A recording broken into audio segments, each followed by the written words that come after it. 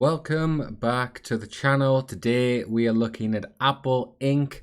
They released their fourth quarter earnings. We're going to be going through those numbers right now, see why the market has reacted so favorably towards them. They were up 7% on Friday to $155 a share. Is this the right time to buy? Well, that is the question I'm going to help you answer today. We're going to be looking at my discounted free cash flow model and my Buffett-Graham intrinsic value model. We're going to be putting those latest numbers in here and giving a fair value of the company and see if this is the right time to buy. If we look at the stock price over the last, well, we'll go over the last year. You can see it's been pretty much up and down. Highs of about 180, lows as low as 130. We were recently at 140 and it's had a pretty solid comeback up to the 155 mark. So is this the right time to buy? Will we be having another upswing?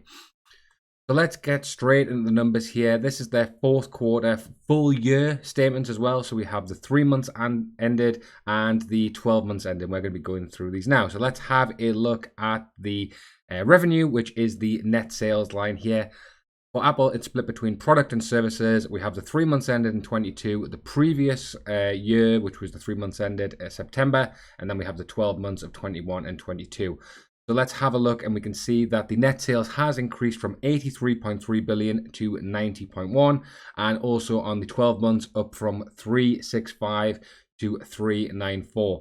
Now these are split between the products and the services. Both have had big increases in sort of a relevant distribution as well. So we're going to be comparing against the cost of sales, but let's go to my spreadsheet. We'll go to the earnings tab and we will add in the most recent quarter profits, which was 90 billion 9146 123, and there you go. That gives the trailing 12 month revenue according to the spreadsheet of 394 billion, and because Apple have already calculated this, it shows that everything's in line. So that's very good. It shows that my sheet's working. Next, we want to be having a look at the profit, and what we want to do is compare, well, it's net sales minus cost of sales. And let's just have a quick look at these cost of sales. For the products, it's 42 and 46 billion. Now, basically, that is kind of about half on the products, and the services. Out of $19 billion in revenue, it cost them about 5.6. So that is the massive money maker for them. Very high margins. But overall, the cost of sales are up from 48 to 52. And obviously we have operating expenses as well. R&D, a lot lower than things like Meta, but you can see it has increased steadily as well to 13.2, which overall gives a net income of 20.7 compared to the previous quarter, which was 20.5. And if we look at the trailing 12 months, 94.6 to 99.8. So they're nearly 100 billion in profit. So once again, let's add this into the sheet. The most recent quarter on the profit was 27.21 billion, which gives 99.803. And once again, that matches. So it shows the spreadsheet's working. Excellent. So profit, and if we look at the revenue summaries, you can see it's gone from 260, 247, 365 to almost 400 billion. And profit, well, this is a very profitable year for Apple. You can see it's up massively compared to the other years, but look at this growth: 11, 22, 33, 99. So this is a massive increase. Can they keep doing this? I mean, I wouldn't say so at this kind of rate, but Apple is the one shining star in the markets at the minute. With the way everything's have gone. So now we want to have a look at the next thing, which is shares outstanding. Are they buying back their shares or issuing more shares? They're buying back their shares. They're rewarding shareholders.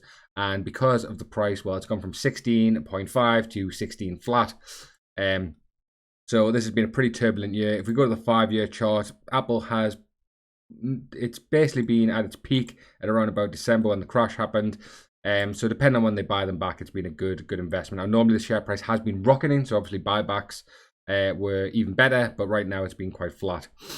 Now we want to have a look at the, well, let's just have a look at the net sales by category here. This is something that you can do. Apple really does break it down quite nicely. iPhone, Mac, iPad, wearables, and services. The main driver, as always, is the iPhone, 42.6. Mac is up. iPad is actually down 8.2 to 7.1. Wearables is up and services up. So as we said before, 83 compared to 90. But iPhone is still the massive driver. Macs are up, iPads are down, and everything else is up. So now we want to have a look at the cash flow statements. This is, we want to see cash from operating activities minus capital expenditures. And we can see the cash from operating activities here is, now this is just the 12 months ended. But we can see it is 122.1 compared to 104. So let's add the cash from operating activities. Now normally I'm calculating this, but we can see that we have the we've got sorry, where is it here?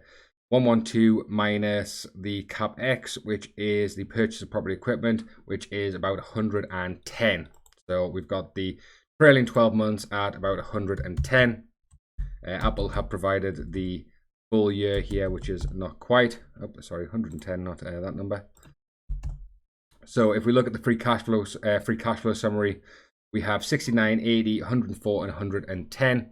In fact, well, let's do the maths a little bit more exact here. So we've got 122 minus. Where's the number here? 110 billion. There you go. That's a bit more of an exact number here. We'll add on the sheet. Oops, Google and it's formatting. 1, 2, 3. 111.4. That makes it a bit more fair. So now let's take this to our discounted free cash flow model. We calculate the future free cash flows, discount them to today's value, and that gives us a fair value of Apple. Now, firstly, these are looking at averages across all of the years. So now let's see what this generates. That gives a fair value of Apple using discounted free cash flow at $240 a share. Now, that is obviously very good, but let's see what we think of these numbers. So the first thing we want to have a look at is the revenue. This has an average of 9.29. Now, this was that massive spurt in 2020. Analysts are only expecting around about a 4 to 5% growth. So let's bring this down to what analysts are expecting, even though we do think analysts are wrong, because they've been proven they've overestimated a lot of the companies here and they've dropped down. So let's take it down to 5%. This then puts the fair value at around about 224.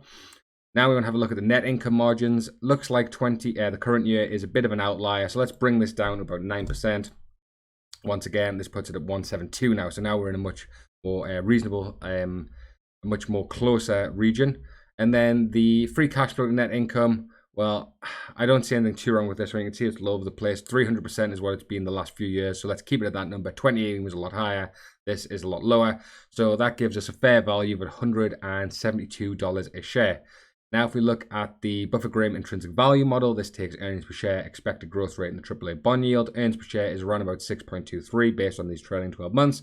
The expected growth rate, about 9%, 8.93. This is analysts' 5-year expected growth rate. And the AAA bond yield is 4.59. So what does that give us at a value?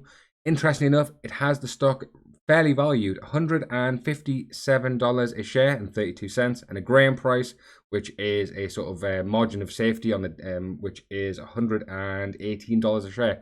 So both of the models do say to buy, but about fairly valued at the minute. Quite interesting to see there. Right, guys, thanks for watching. Please give a like on the video, subscribe if you're not already, and I'll catch you guys next time.